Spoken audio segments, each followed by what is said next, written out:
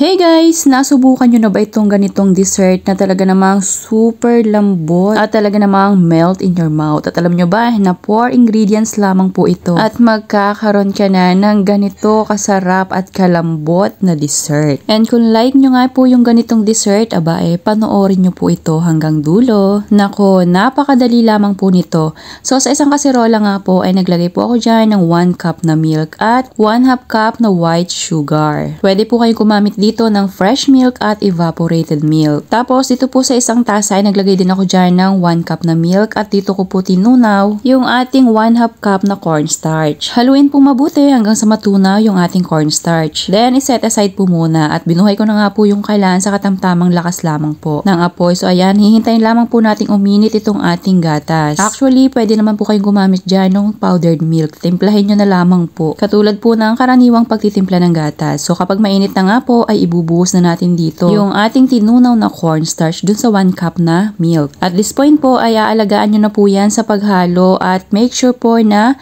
katamtaman lamang po ang lakas ng apoy. At ayan nga po, unti-unti na po siyang lumalapot. So ayan, kapag ganito na po ay siguraduhin nyo pong mahinang-mahina lang talagang apoy. At haluin po mabuti at kapag ganyan na ay pwede nyo na po yung hanguin. Pagkatapos, ito pong aking paglalagyan ay pinahidan ko po ng konting oil para naman po mas mabilis matanggal itong ating milk pudding. Yes po, milk pudding po yung ating recipe ngayong araw na talaga naman pong napakasarap papakin kasi nga po nagme-melt siya sa ating bibig. So ayan po ay akin lamang ipa-flatten, then hahayaan po natin yan lumamig para naman po mas mabuo itong ating milk pudding. Mas maganda kung palalamigin nyo ito sa chiller at ayan na nga, after 2 hours ay pwede ko na po yung tanggalin dito sa ating lalagyan kasi buong buo na po siya at akin po itong hihiwain sa laki ng aking gusto. So ayan nga po, hiniwa ko po siya sa kasarapang laki lamang. At kung umabot ka nga po hanggang dito sa part ng ating video, pwede nyo pong pakipusuan itong ating recipe. At syempre, mag-follow na rin po kayo para palagi po kayong updated. Thank you! At sa isa pong tasa ay naglagay nga po ako dito ng desiccated coconut. Nabibili po ito sa mga grocery store.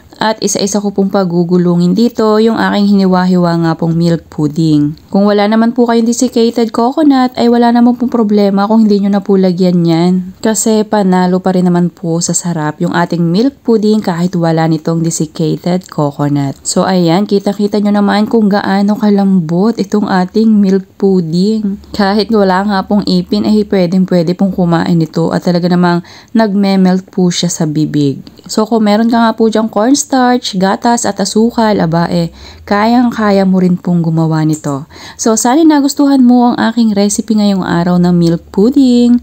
Thank you for watching. Serve and enjoy!